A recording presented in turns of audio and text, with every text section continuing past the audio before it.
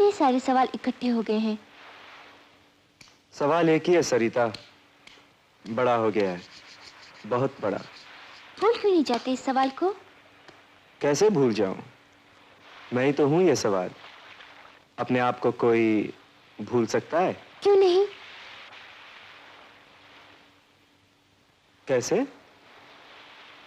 किसी के होकर और किसी में खोकर। शांता। आई मेम साहब। बेबी का कमरा साफ किया? जी अभी करती हूँ। तुमसे कितनी बार कहा है कि बेबी के आने से पहले सब काम छोड़कर बेबी का कमरा साफ किया करो। जी अच्छा। और सुनो, गीजर भी ऑन कर देना। जी अच्छा। Peter, Peter. जी मैम साहब। चाय का पानी रखा है? जी मैम साहब। और सुनो, कुछ टोस्ट भी बना लेना, 5:30 बज गए, भूख लगी होगी सरिता को। जी बहुत अच्छा। अरे आ गए।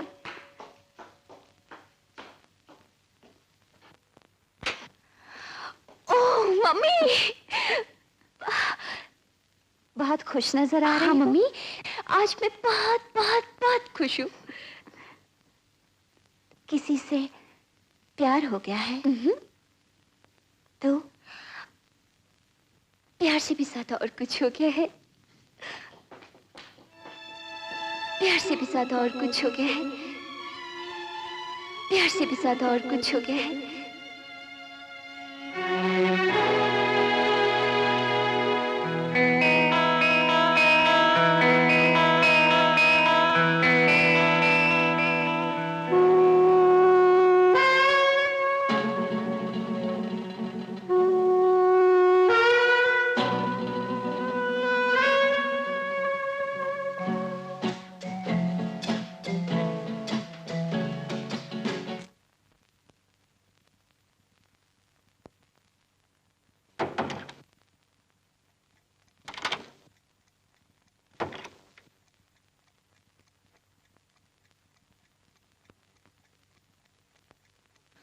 डैडी, आज मैं बहुत बहुत बहुत बहुत बहुत बहुत खुश हूँ। मम्मी, इस तरह क्यों देख रही है? देख रही हूँ, कली जब खिलने पे आती है कितनी महकती है। मगर बेटी, माली का क्या भरोसा, मौसम का क्या इत्बार। मैं समझी नहीं मम्मी।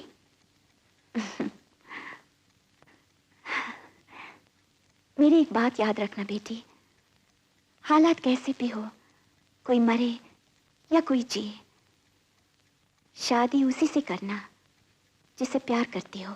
मम्मी, ऐसी भी लड़कियां होती हैं जो प्यार किसी और से करती हैं और शादी किसी और से। होती शायद ना भी हो, बना दी जाती हैं। कौन बनाता है उन्हें?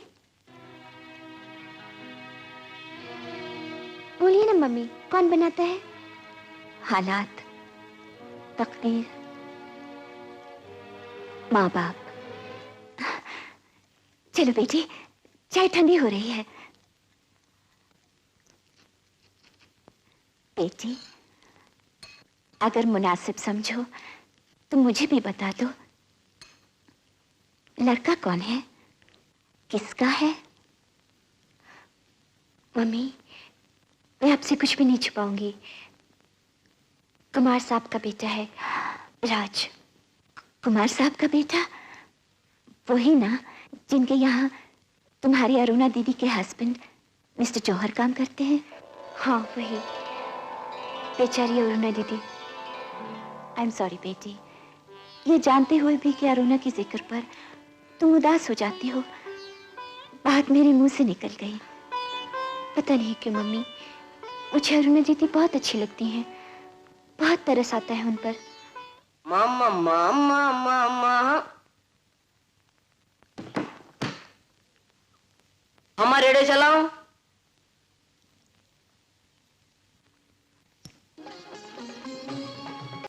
अरे अरुणा, ये तुम क्यों तकलीफ कर रही हो? ये आया किस लिए रखी है? चंदा, आई सरकार। जल्दी आओ, इधर आओ। तुमसे कहानी था हमेशा इनके साथ रहा करो। तुम इतनी अपसेट क्यों गई अरुणा? हाँ, वो तुम्हारी सहेली मिली थी, वो सरिता, बड़ी भोली और बड़ी प्यारी लड़की है। जिसके साथ भी रहेगी, मेरा मतलब जिसके साथ भी शादी करेगी ना, उसके तो भाग खुल जाएंगे। हाँ, मैं उसको कहकर आया हूं, तुम्हें मिलने आएगी, जरूर आएगी। अरे अरुणा, बैठो ना। लोग समझते हैं कि मैं अंधी बीवी पाकर बहुत दुखी हूं। बेवकूफों को यह नहीं मालूम कि मैं कितना सुखी हूं। काश भगवान सबको मेरी जैसी बीवी दे।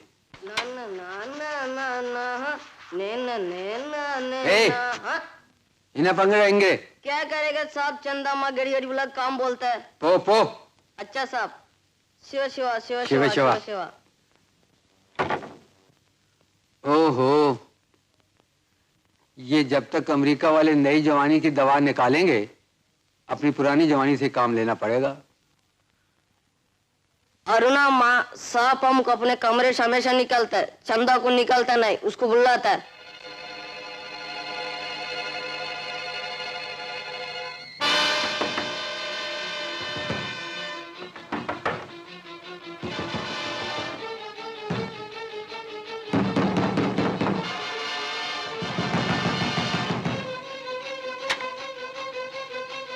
अरे अरुणा, क्या बात है? मैं योगा कर रहा था ना, तो मैंने कपड़े उतार के यहीं फेंक दिए। क्या ढूंढ रही हो? अरे क्या ढूंढ रही हो? क्या कर रही हो? अरुणा, क्या बात है? चलो डिनर रेडी है, चलो डिनर खाएं। आओ, चलो जरा डिनर लगवाओ, मैं अभी आता हूँ। बच गए।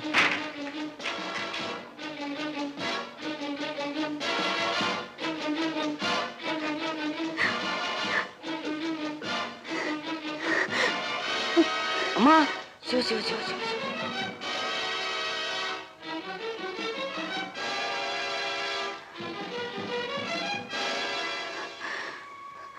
अरुणा, अरे जौहर साहब। तुमने मुझे बुलवाया? हाँ, आपके कुमार साहब ने तो मेरे खतों का जवाब देते हैं, न टेलीफोन पे बात करते हैं, इसलिए आपके जरिए मैं एक संदेशा भेजना चाहती हूँ। बेशक, क्या संदेशा है? कुमार साहब ने मुझ पे तेजाब फेंकवाकर मुझे डराने की कोशिश की है, लेकिन आप उनसे कह दीजिएगा कि अगर वो मुझे मार भी डालने की कोशिश करेंगे तो भी मैं उनका पीछा नहीं छोड़ूंगी। अरुणा, तुम एक बच्चे की मां बनने वाली हो। अब तुम्हें उस आने वाली नन्ही जान का ख्याल करना चाहिए। कुमार साहब को एक डरावना ख्वाब समझकर भूल जाओ और किसी शरीफ आदमी से शादी करके शांति से अपनी जिंदगी बसर करो। आप भी बहुत भोले हैं जौहर साहब। एक तो मैं गाने वाली, दूसरी नाजायज बच्चे की माँ, और तीसरे तेजाब से जला हुआ मेरा ये बदन। कौन शरीफ आदमी मुझसे शादी करेगा? मैं तुमसे शादी करूंगा। सुब्रमण्यम, आया साहब। और सुब्रमण्यम, जाने दो माँ, सांप हमको नूर से निकल देगा।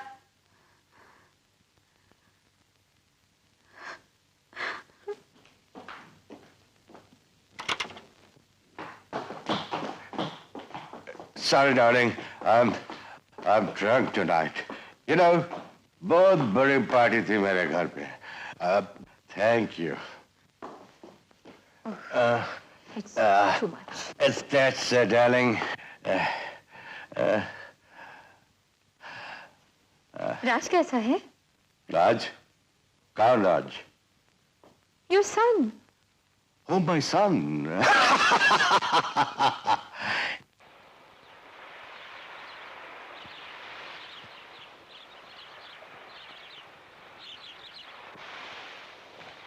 अरे अच्छा हो गया राज, तुम मिल गए। मैं तुम्हारी ही तलाश में आया था। क्यों? मुझे एडमिशन नहीं मिली यार। प्रिंसिपल साहब ने साफ इनकार कर दिया। किस ग्राउंड पे? कहने लगे कि बिल्कुल जगह नहीं। तो फिर किसी और कॉलेज में ट्राई करो ना। नहीं यार, बहुत जगह धक्के खाने के बाद यहाँ आया था। आई सी। तुम अपने डैडी से कहो ना यार, प्रिंसिपल साहब को फोन कर दें। आई एम श्योर मुझे एडमिशन मिल जाएगी। मेरे डैडी के फोन करने से? हाँ राज। मगर जब जगह है ही नहीं तो मिलेगी कैसे? तुम्हारे डैडी कहेंगे तो जगह अपने आप बन जाएगी। नहीं हरदीप, जब जगह है ही नहीं तो बनेगी कैसे? तुम नहीं समझते राज, हर कॉलेज में कुछ सीटें इसलिए रख ली जाती हैं कि जब भी कोई लड़का किसी बड़े आदमी का इन्फ्लुएंस लेकर आएगा उसे एडमिशन देनी ही पड़ेगी। But this is downright corruption. Don't tell me कि हमारे देश में स्कूल और कॉलेज भी करप्ट हैं। हाथ कंगन को आरसी क्या? तुम अपने डैडी से फोन करवा के देख लो ना।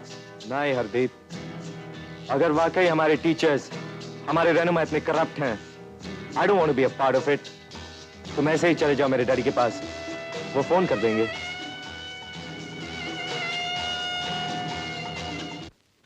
ये सोशल सर्विस करते करते तो मेरा नाक में दम आ गया है। किसके बेटे हो तुम? जी कन्हैया लाल जी का। क्या करते हैं ये कन्हैया लाल जी? जी छोटी सी दुकान है। ओ, तो बनिए हैं। जी ठीक है, मैं कुमार साहब से सुबह फोन करवा दूंगा, तुम कॉलेज चले जाना, एडमिशन मिल जाएगी। Thank you very much. Welcome. Sir बड़े जल्दी मान गए। अरे भाई, बनिया जो था।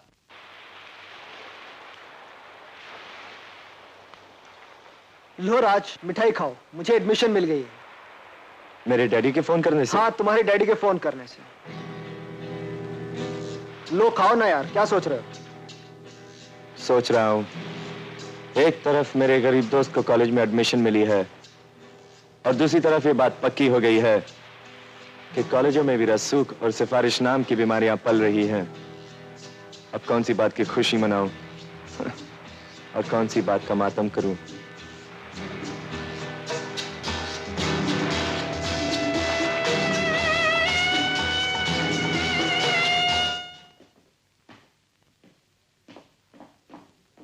Hello evening Raj. Sir. Good evening, sit down. Sir, अगर आप बुरा ना माने तो मैं आपसे एक सवाल पूछने आया हूं। पूछो, शौक से पूछो। जी सर, आपने आज एक हरदीप नाम के लड़के को कॉलेज में एडमिशन दी है? हाँ दी है, क्यों? और 4 दिन पहले उस लड़के की एप्लीकेशन ये कहकर रिजेक्ट कर दी गई थी कि कॉलेज में जगह नहीं है। कर दी गई थी। मैं ये समझना चाहता हूं सर कि जिस लड़के के लिए 4 दिन पहले जगह नहीं थी, आज वो जगह कहां से पैदा हो गई, कैसे पैदा हो गई? May I say one thing? It is none of your business. I am sorry sir, मैं आपसे सिर्फ एक सवाल पूछ रहा था अपनी जानकारी के लिए। अगर आप बुरा न माने तो। ये एक मामूली सी बात है राज। 4 दिन पहले वो लड़का बिल्कुल अकेला था। आज उस लड़के के पीछे तुम्हारे डैडी खड़े, और तुम्हारे डैडी हमारे कॉलेज के लिए एक बहुत बड़ी हैसियत रखते हैं। उनका कहा हमारा कॉलेज टाल नहीं सकता। हो सकता है उस लड़के के किसी दोस्त या रिश्तेदार के साथ तुम्हारे डैडी का ऐसा रिश्ता हो कि उसकी बात तुम्हारे डैडी नहीं टाल सकते। बस दुनिया इसी तरह चलती। ये दुनिया किस तरह चलती है सर? झूठ पर, बेईमानी पर। सब कुछ तुम्हारे सामने है, फैसला कर लो। मैं आपसे पूछ रहा हूं सर। बेहतर होगा अगर ये सब तुम अपने डैडी से पूछो जाकर। मेरे डैडी मेरे टीचर नहीं है सर, आप मेरे टीचर हैं। इसलिए मैं आप ही से पूछ रहा हूं कि ये सब स्कूल्स, कॉलेजेस, ये संस्थाएं जो हमें सिखाती हैं कि झूठ मत बोलो, बेईमानी मत करो, अन्याय को बर्दाश्त मत करो, इनकी अपनी बुनियाद सच, न्याय और ईमान क्यों नहीं है? राज, जिस विषय पर हम इतनी बहस कर रहे हैं वो कोई इतनी सीरियस बात नहीं जिस पर तुमने इतना बखेड़ा खड़ा कर दिया है।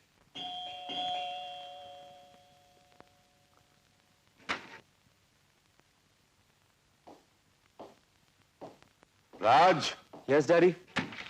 Please come up. Principal Verma का फोन आया था, कह रहे थे तुम काफी परेशान हो। What's the problem? मेरी प्रॉब्लम है कॉन्ट्रडिक्शन डैडी। सिखाया कुछ और जाता है और सामने कुछ और आता है। तो इसे प्रॉब्लम क्यों बनाते हो? जो सामने आता है उसका सामना करने का उपाय करो, जो सिखाया गया है उसे भूल जाओ। जिसे आप भूल जाने के लिए कह रहे हैं डैडी, उसे ये एजुकेशन सिस्टम क्यों सिखाता है हमें? जो सामने आने वाला है वो क्यों नहीं सिखाया जाता? मैं मानता हूं राज, जो सिखाया जाता है और जो सामने आता है वो एक दूसरे के बिल्कुल उलट है। मगर तुमने कभी ये सोचा है कि अगर सच और ईमानदारी हमारी जिंदगी में उतनी ही जरूरी हो जाए जितना कि खाना और सोना है, तो क्या होगा? क्या होगा? जरा सोचो, अगर हमारे देश का हर इंसान सच बोलने वाला और ईमानदार हो जाए तो पुलिस नहीं होगी, कोर्ट कचहरियां नहीं होंगी, सारे देश के लिए एक ही अदालत काफी होगी। Income tax, sales tax, excise departments वगैरह नहीं होंगे। रेलवे में सिर्फ एक ड्राइवर के सिवा और किसी की जरूरत भी नहीं होगी। इसी तरह और बहुत सारे डिपार्टमेंट्स की जरूरत नहीं होगी। तो नतीजा क्या होगा? देश के 80% लोग बेकार हो जाएंगे। उन 80% और बहुत सारे पढ़े लिखे बेकार लोगों को काम मिल जाए, इसके लिए जरूरी है कि सच और ईमानदारी किताबों में रहे और झूठ और बेईमानी जिंदगी में। आपका मतलब है? ये मेरा मतलब नहीं है राज, ये सिस्टम है, रियलिटी है, रियलिटी। अच्छा, तुमने कभी सुना है कि सरकार ने कभी किसी को खाना खाने के लिए मेडल दिया हो? नहीं सुना ना, लेकिन ये जरूर सुना होगा कि सरकार ने किसी भले आदमी को ईमानदारी के लिए इनाम दिया है। क्यों? क्योंकि बेईमानी इतनी ज्यादा बढ़ गई है कि ईमानदार ढूंढे से नहीं मिलता। आज हमारे देश में भगवान बुद्ध, परमहंस रामकृष्ण, स्वामी विवेकानंद, महात्मा गांधी और ऐसे बहुत सारे इंसानों की पूजा होती है। क्यों? क्योंकि ये सब महापुरुष थे, इनके जैसा और कोई नहीं है। लेकिन अगर हम सब इन महापुरुषों की बातों को सही समझें, उन पर अमल करें, तो हम भी उनकी तरह बन सकते हैं। उस सूरत में क्या होगा? किसी महापुरुष की पूजा नहीं होगी, क्योंकि हम सभी महापुरुष बन जाएंगे। लेकिन चूंकि हमें उन महापुरुषों की बातों को सही नहीं समझना है, उन पर अमल नहीं करना है, इसीलिए हम उनकी पूजा करते हैं। इसी तरह जो जिंदगी के बारे में सिखाया जाता है, पढ़ाया जाता है, वो जिंदगी नहीं है। जो जिंदगी है, अगर वही सिखाना और पढ़ाना हो तो स्कूल्स एंड कॉलेजेस की कोई जरूरत नहीं होगी, वो तो इंसान अपने आप ही सीख लेगा। I do not agree with you daddy.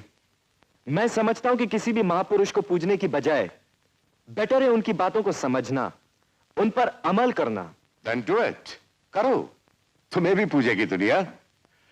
देखो राज, हम आज भी उस इंसान को क्रिमिनल कहते हैं जिसने जमीन पर पहली लकीर खींची थी और कहा था ये मेरी जमीन है। और हम लोगों ने क्या किया? जमीन को कुछ टुकड़ों में बांटकर उनके नाम रख लिए और उन पर टिके रहने के लिए हम एक दूसरे की जान ले रहे हैं। रिमेंबर, जिसे हम क्रिमिनल कहते हैं उसी को हम स्ट्रिक्टली फॉलो कर रहे हैं। इस सिविलाइजेशन के बुनियाद ही सेल्फिशनेस और करप्शन है। दुनिया में सबसे पहला सिस्टम बना था शादी। उसका बेस क्या है? मेरी शादी होगी, मेरे बच्चे होंगे, मेरे मरने के बाद मेरे बच्चों के साथ, उनके बच्चों के साथ मेरा नाम जिंदा रहेगा। ये सेल्फ ग्लोरिफिकेशन नहीं तो क्या है? मेरा बच्चा, मेरी बीवी, मेरी मां, मेरी बहन, मेरा धर्म, मेरी प्रॉपर्टी, मेरा देश, ये सब सेल्फिशनेस पर बेस्ड है। टेल मी वन थिंग, अगर आज दो घरों में आग लग जाए और उनमें से एक तुम्हारा हो, तो तुम पहले किस घर की आग बुझाओगे? अपने ही घर की ना। ये मैं और मेरे का इन्फ्लुएंस है तो और क्या है? लिहाजा करप्शन है, करप्शन। जो लोग इस मैं और मेरे को जीत लेते हैं या उन्हें डिनाउंस कर देते हैं, उन्हीं की पूजा होती है। और जो लोग सरेंडर कर देते हैं, वो पूजते हैं। अब तुम अपने लिए खुद ही फैसला कर लो, तुम्हें पूजने वालों में से रहना है या उन लोगों में से एक बनना है जिनकी पूजा होती है। I give you time to think, my boy.